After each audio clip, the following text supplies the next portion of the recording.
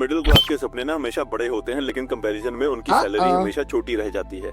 हर महीने सोचते हैं कि अगले महीने से बचाऊंगा, अगले साल से इन्वेस्ट करूंगा, लेकिन वक्त निकलता जाता है और सपने खत्म होते जाते हैं। इनके लिए ना पैसों की खुशी पूर्णिमा के चांद के जैसी होती है, महीने में एक बार आती है और फिर गायब। चांद तो फिर धीरे धीरे अपनी इस पोजीशन को रिकवर करता रहता है, लेकिन इनके पैसे खत्म हुए रहते हैं। 15 तारीख के बाद क्रेडिट कार्ड, उधार की जिंदगी या सेविंग में से पैसा निकालना शुरू हो जाता है।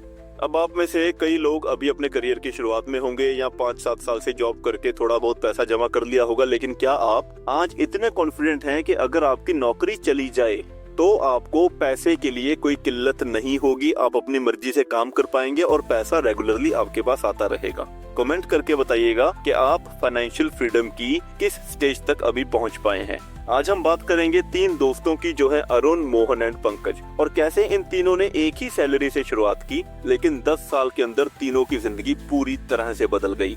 By the end of this video इन तीनों में से किसी एक कैरेक्टर के साथ आप अपने आप को रिलेट कर पाएंगे। आपको मालूम होगा कि जैसे आप जिंदगी जी रहे हो, अगर ऐसी ही जिंदगी जीते रहे तो फ्यूचर आपका कैसे होने वाला है। इसलिए इस वीडियो में बने रहें। अरुण, मनोज और पंकज ने एक ही कॉलेज से डिग्री पास आउट की। तीनों की एक ही कंपनी में जॉब लगी। तीनों की सैलरी तकरीबन 35,000 रुपए महीने की थी। तीनों एक ही फ्लैट में रहते थे, एक ही टिफिन शेयर करते थे, इकट्ठा वीकेंड प्लान करते थे। तीनों मिडिल क्लास में से आए थे, लेकिन तीनों की सोच बहुत ज्यादा अलग थी।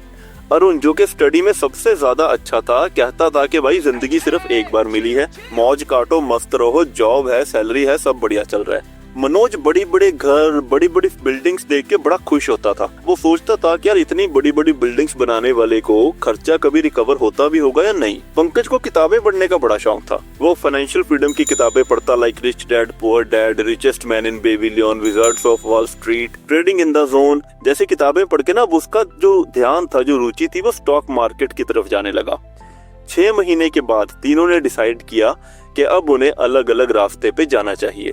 अरुण ने डिसाइड किया कि वो ऑफिस के पास एक लग्जरी अपार्टमेंट में रहेगा, जहाँ पे वो मजे करेगा। मनोज ने ये डिसाइड किया कि वो रेंट बचाने के लिए किसी रूरल एरिया में जाएगा और वहाँ से अपना काम करेगा। पंकज ने ये डिसाइड किया कि वो जॉब छोड़ देगा और वो जा रहा है दलाल स्ट्रीट किसी ब्रोकर के पास छोटी मोटी नौकरी करने। और इस तरह तीनों दोस्त अपनी जिंदगी में अपने अपने राह पे निकल गए। वक्त बीतता गया और तीनों में बातचीत होनी कम हो गई और धीरे धीरे बंद ही हो गई। चलिए अब दोस्तों वक्त में 10 साल आगे चलते हैं, देखते हैं कि 10 साल के बाद इन तीनों की जिंदगी में क्या कुछ चल रहा है। अरुण ने अपनी लाइफ में पूरे मजे किए। वो हर वीकेंड ऑफिस वालों के साथ क्लब जाता, दारू पीता, डांस करता, फीमेल फ्रेंड्स के साथ हैंग आउट करता।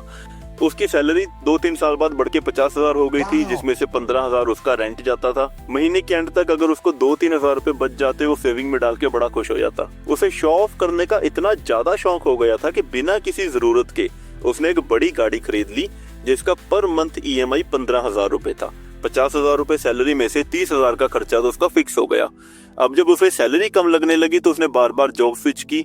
करते करते आज उसकी सैलरी 1 लाख रुपए महीना हो चुकी। उसकी शादी हो चुकी है और उसकी वाइफ भी तकरीबन 1 लाख रुपया महीना कमा रही है। अभी रिसेंटली उन लोगों की गाड़ी की EMI और जो डेस्टिनेशन वेडिंग के लिए पर्सनल लोन लिया था, उसकी EMI खत्म हुई है। इसलिए अब उनके अंदर कीड़े जाग रहे हैं नया घर लेने के। उन्होंने सोचा कि अभी 20 साल और नौकरी करनी है तो आराम से होम लोन तो रीपे हो ही जाएगा। इसलिए उन्होंने 90 लाख रुपए का एक घर खरीदा, जिसमें से थोड़ी सी डाउन पेमेंट की और बाकी 50,000 पर मंथ की EMI बना ली। ब्रोकर ने सारा काम करवा के दिया उन्हें, लेकिन अरुण की आंखें उस वक्त फटी की फटी रह गई जब प्रॉपर्टी ट्रांसफर के लिए अरुण की मुलाकात इस प्रॉपर्टी के मौजूदा मालिक से हुई। और ये मालिक कोई और नहीं बल्कि खुद मोहन था।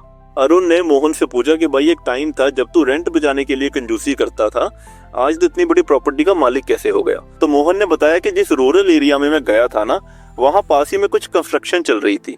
मैं हर हफ्ते वहाँ पे जाता, वहाँ के site engineer, technical engineer, expense engineers के साथ मेरी अच्छी जान पहचान हो गई।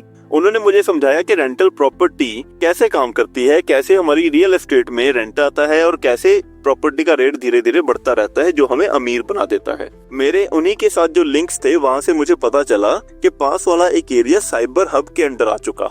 मैंने अपने फादर को कॉल किया और जैसे तैसे करके 5 लाख रुपए जमा किए और वहाँ पे कुछ थोड़ी सी जमीन मैंने खरीद ली।